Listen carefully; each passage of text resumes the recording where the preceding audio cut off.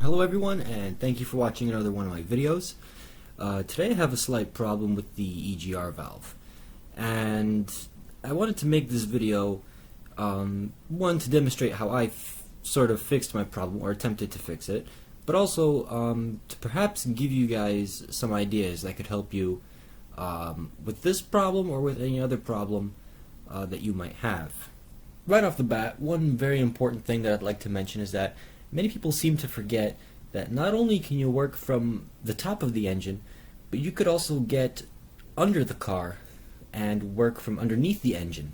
Just make sure the engine's cold, because you'll burn yourself on a lot of other things. But over here, right here, I found the EGR valve. And the EGR valve has a pipe on the side, and this pipe runs from the EGR valve all the way up to the intake manifold, which I will show you later. But if you want to, for example, service the EGR valve, this would be a very good, quick, and convenient place to do it. Right from underneath your car, you just need a wrench and some sockets and some extensions maybe, and you need to reach around the transmission. There are a couple bolts on the bottom, a couple bolts on the side, and so on. But that over there is the EGR valve, that little canister looking thing. And you could find that easily just by looking underneath the car. Now, the main reason this is of interest to me is because I'm trying to pass emissions inspection, and well, it doesn't pass. You have two diagnostic trouble codes, P0441, which is basically the fuel evap. That's my fault. What happens is basically I overfill the fuel tank, or the car is running while I'm refueling. So this code will go away when I reset it with the code scanner. But the P0406 is basically saying that there is low voltage with the EGR valve. That's in summary. So basically, either the wiring harness is messed up, the EGR valve is messed up, or there's some sort of vacuum failure with the EGR valve. And I know that the wiring is fine, and the EGR valve itself should be fine. I've never seen a car with a failed EGR valve, so I don't think that would be the problem. So I'm guessing that there's a vacuum leak. Well, there is in fact a vacuum leak. I'll show you that in just a little bit. But that's the whole thing.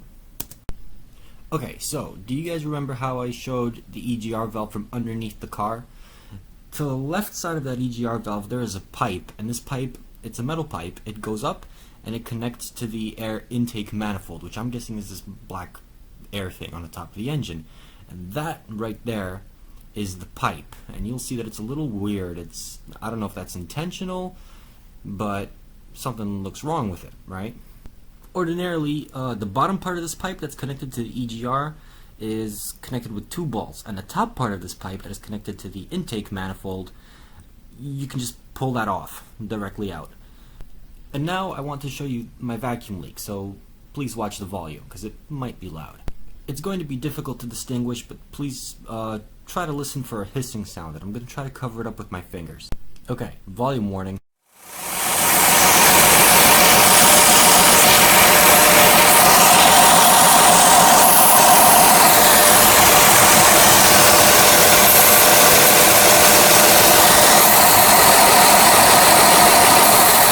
Okay, so I definitely think that's a vacuum leak.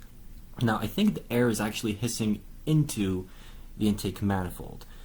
That's just a guess. The problem now is I don't have the parts such as the O-ring and the dust cover if I were to pull the pipe off. So I'm going to try to improvise a little bit of a fix here. So this is what I got. It's a gasket maker. It's the copper one, so it's rated for a high temperature. This is a good product, but the application here is probably wrong, so it's going to be a little bit of a redneck fix. But the idea is I want to try to form a seal around that vacuum leak. And the nice part is that when stuff sets, it stays tacky, so if I wanted to remove it, I could probably just scrape it off and it'll be okay. Because, you know, there are different sealers for different applications. Some gasket makers are resistant to oil or gasoline, while others are resistant to high temperatures. Some have a harder finish. Some are like tacky and pliable. So keep that in mind and do your research before using this kind of stuff. But this is just what I happen to fixate on. and this is just what I got. So now I've put the stuff on, and I guess it looks okay. Instead of just coating the top hole, I tried to make a seal around the entire thing. And I'm guessing the air is going inwards. If the air was going outwards, it might push the seal out. Because remember, this is a gasket maker. It makes a gasket, so it's meant to be wedged in between two things. So this might not exactly work, but this is what I did, and I guess it looks okay. If the air sucks it in and holds the gasket in place, good. If not, maybe I'll just throw a clamp or a zip tie or something in that place. But this should work. All that I have to do now is let it set for an hour or whatever, and let it harden for 24 hours before I actually put it into thorough use, and we'll see how it goes the next day. Okay, and it's the next day now, so let's fire it up and let's see how it goes. Alright, so once again, volume warning, careful not to be deafened or anything, because I'm going to try to show the sounds that the engine is going to make again.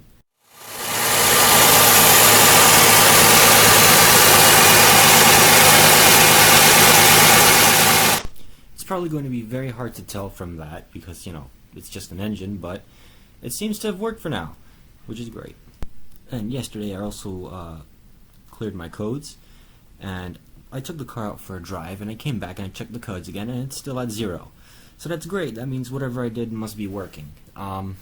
So I'll check again in a week and see if it's going to be 0 codes, but I think it will be because it seems to have actually fixed the problem. Whether it's permanent, I don't know. But it's pretty good. So, if I remove this video in a week, then obviously it didn't work.